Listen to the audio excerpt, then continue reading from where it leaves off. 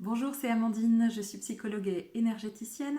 Aujourd'hui, j'ai envie de vous proposer qu'on parle un petit peu de comment expliquer l'énergie aux enfants. On n'a pas toujours les mots pour leur expliquer quand on les emmène voir un praticien en soins énergétiques, ce qu'est l'énergie, comment ça fonctionne. Alors souvent, le praticien va expliquer un petit peu, mais je pense que ça peut être bien si en tant que parent, on arrive à mettre des mots. Vous arrivez à mettre vos mots avec leurs mots à eux de manière à ce que ça soit compréhensible et à ce qu'ils sachent à quoi s'attendre. Alors évidemment, on ne va pas parler de la même manière à de très jeunes enfants ou à des enfants plus grands, voire adolescents. Donc je vous propose qu'on essaie de décrypter un peu les deux situations pour vous donner des pistes pour pouvoir communiquer avec vos enfants sur cette thématique-là. Alors pour les plus jeunes enfants, peut-être que vous pouvez commencer par leur expliquer qu'il n'y a pas que ce qu'on voit qui existe. C'est-à-dire qu'il n'y a pas que notre corps matériel, visible à l'œil nu, mais qu'à l'intérieur de nous et tout autour de nous, ça fait un petit peu comme une grande rivière. L'énergie, c'est comme une grande rivière. Et cette grande rivière, quand il a beaucoup plu, quand elle est à crue, c'est comme ça qu'on dit, je crois, je ne sais plus. En tout cas, quand il y a beaucoup d'eau dans la rivière, eh bien, elle fonctionne bien, le débit d'eau, la pression de l'eau est bonne, et elle va pouvoir aller très vite et très loin et très rapidement. En revanche, en période de sécheresse, ou si on met un barrage, eh bien l'eau va être ralentie, l'eau ne va plus être aussi importante, en tout cas il y en aura beaucoup moins, et la rivière va moins bien fonctionner, le courant, le débit sera moins important, et c'est ce qui fait que quand cette grande rivière devient un tout petit ruisseau, eh bien on tombe malade, on a des bobos, et il va falloir réparer l'énergie, il va falloir réparer la rivière, remettre de l'eau dans la rivière. Ça, c'est pour l'explication générale. Vous pouvez aussi leur dire que l'énergie, c'est un peu comme le vent. Le vent, on ne le voit pas, en revanche, on le ressent. On sait s'il est doux et chaud, on sait s'il est froid, on sait s'il va vite, s'il va pas vite. Et bien là, c'est la même chose. L'énergie, c'est aussi comme les rayons du soleil. La journée, on sait qu'il y a les rayons du soleil. Pourquoi? Parce qu'il fait jour. Donc on n'a pas besoin de voir les rayons pour savoir que le soleil arrive bien, en tout cas que la lumière du soleil arrive bien jusqu'à nous. Et bien l'énergie, c'est exactement la même chose. Il y a une autre forme d'énergie que les enfants, les très jeunes enfants, et même les grands enfants et les adultes, mais que les jeunes enfants connaissent bien, il s'agit des émotions. Quand ils sont en colère, alors vous allez me dire souvent ils le manifestent, effectivement c'est visible, mais parfois ils retiennent aussi la colère parce qu'ils ne peuvent pas l'exprimer pour différentes raisons. Et quand ils retiennent la colère, eux ils savent très bien à l'intérieur qu'ils sont en colère ou qu'ils sont tristes par exemple. C'est pas quelque chose qu'on peut voir, en revanche c'est quelque chose qu'on peut ressentir. De la même manière que les pensées, quand un enfant pense à quelque chose, c'est une forme d'énergie, il émet une forme d'énergie. Donc vous pouvez lui expliquer comme ça qu'il y a beaucoup de choses qu'on ne voit pas et pourtant on sait qu'elles existent. Et l'énergie, c'est exactement ça. Alors il y a plein de formes d'énergie différentes, il y a plein de noms différents. D'ailleurs on a du mal parfois à s'y retrouver et c'est tout à fait normal parce qu'en fait il y a une multitude de formes d'énergie différentes et pour leur expliquer ça, pour leur expliquer qu'elles n'ont pas toutes la même fonction, on peut prendre par exemple l'image d'une boîte de crayons de couleur. Tous les crayons de couleur ont la même fonction, c'est-à-dire qu'on va colorier avec. Ils sont là pour mettre de la couleur, donner de la couleur sur quelque chose. En revanche, toutes les couleurs sont différentes. Si je mets de l'orange, ça ne sera pas pareil que si je mets du rouge ou du jaune ou du vert. Eh bien, c'est un petit peu ça. Toutes les formes d'énergie qui existent, c'est la boîte de crayons de couleur. Ce sont l'ensemble des crayons de couleur qui constituent la boîte. En revanche, elles ont chacune une ou des spécificités qui leur sont propres. Et là, il va s'agir des couleurs. Donc, si je choisis telle énergie plutôt que telle autre, eh bien, je choisis de mettre du bleu plutôt que du vert. Voilà. Alors, pour les jeunes enfants, à quoi ça sert l'énergie quand on leur a expliqué ça? Eh bien, on peut leur dire que ça sert à soigner les bobos du cœur et les bobos du corps. C'est-à-dire que ça va servir à apaiser un peu les émotions. Quand votre enfant se sent triste, quand il se sent en colère, quand il va pas bien, quand il est tracassé par quelque chose, quand il vit des situations difficiles à l'école ou à la maison, ça peut l'aider à soulager, à apaiser ces douleurs-là, voire même à les faire disparaître. Ça peut soulager aussi les bobos du corps quand il tombe et qu'il se fait mal. On peut utiliser l'énergie pour que ça cicatrise plus vite, pour que l'enfant n'ait plus mal. Et effectivement, quand on tombe malade, on peut aussi utiliser l'énergie pour accélérer la guérison.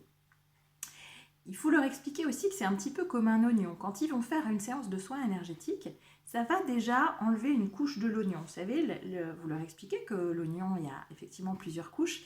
Et parfois, il suffit d'une séance, il suffit d'enlever une couche pour aller mieux. Puis parfois, les couches sont tellement importantes, c'est tellement difficile ce que l'enfant a vécu qu'il y a beaucoup de couches à enlever.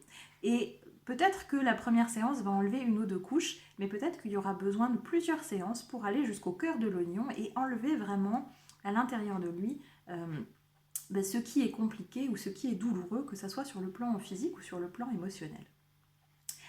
Alors, pour les enfants, vous pouvez bien leur dire aussi qu'ils ont le choix d'arrêter le soin à tout moment.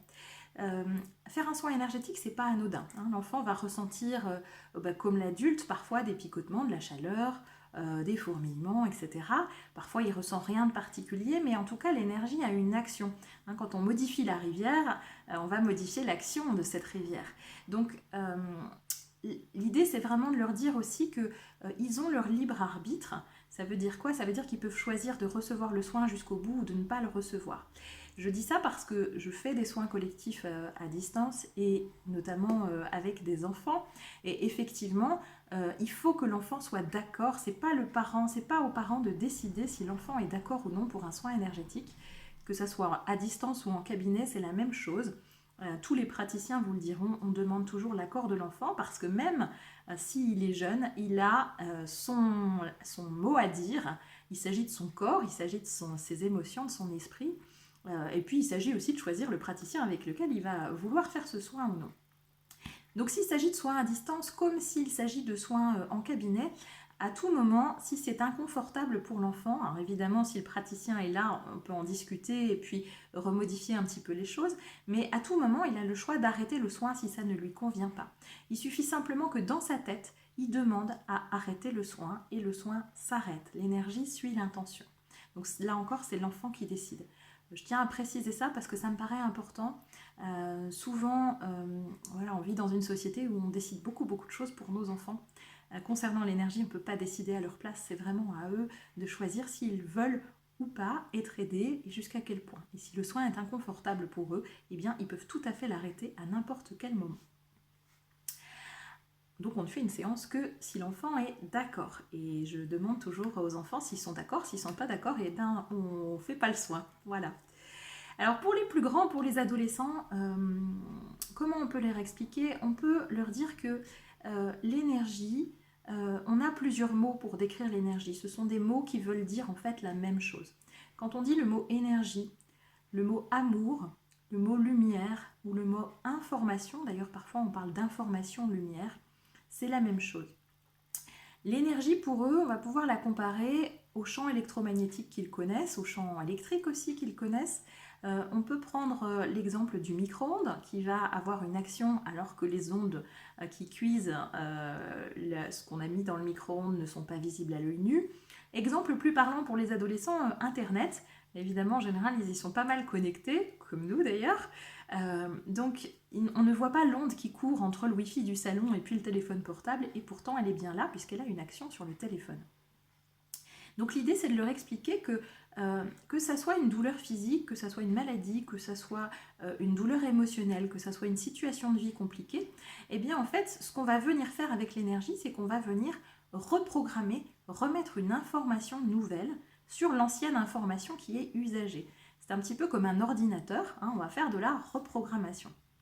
Et on va mettre à la corbeille les fichiers dont on a les fichiers lourds, ceux qui tiennent trop de place sur l'ordinateur et dont on n'a plus besoin, de manière à ce que le corps puisse réagir, de manière à ce que les émotions puissent se stabiliser à nouveau. Voilà, donc on remplace un fichier par un autre en venant mettre un espèce de baume d'amour dessus, un baume d'énergie dessus, et l'énergie a une action directe sur le corps, donc sur la matière physique, sur l'esprit, sur les émotions. Alors concrètement, comment ça se passe une séance de soins? Eh bien, quand vous êtes en présence du praticien, en fait, le praticien va juste se brancher sur le bon canal énergétique, sur l'énergie qu'il a envie ou qu'il a choisi, ou que l'enfant a choisi, ou l'adolescent a choisi de recevoir. Donc, comment on fait pour se brancher sur l'énergie? Simplement par l'intention. La pensée émet une vibration, une intention, et donc on va se relier, se connecter à l'énergie, au rayon du soleil, au bon crayon de couleur, à la bonne couleur de crayon. Et puis, on va venir poser les mains sur l'enfant, sur l'adolescent, ou juste au-dessus, pour diffuser cette énergie. Donc, en général, avec les mains, ça peut aussi être avec le cœur, avec, évidemment, on utilise aussi l'intention. Il y a plein de manières différentes de focaliser l'énergie. Ça peut être aussi avec les yeux, tout dépend voilà, des habitudes du praticien et puis de comment ça passe le mieux, quel est le canal le privilégié pour nous. Voilà, donc j'espère que toutes ces indications vous auront été utiles. Évidemment, de la même manière, pour un adolescent, c'est toujours lui qui doit choisir s'il veut recevoir le soin ou pas. Encore une fois, il n'y a aucun soin anodin. Évidemment, ils visent chacun à soulager quelque chose, mais parfois, avant d'être soulagé, il peut y avoir quelques inconforts pendant le soin ou après le soin. Évidemment, on vient remuer tout ça, hein. C'est un petit peu comme si voilà, vous avez un étang et puis vous remuez la vase qu'il y a au fond de l'étang, vous voyez tout trouble pendant un moment. Donc c'est aussi l'effet que ça peut produire. C'est pas juste un instant de relaxation ou de détente, très souvent ça s'y apparente. Et effectivement, très souvent, on est mieux après. Mais il faut savoir que ça peut secouer un peu comme on secoue la vase. Et donc, c'est vraiment un choix de faire ces soins ou de ne pas les faire. Et les enfants, bien que mineurs, doivent être respectés dans leur choix. Je vous dis à bientôt.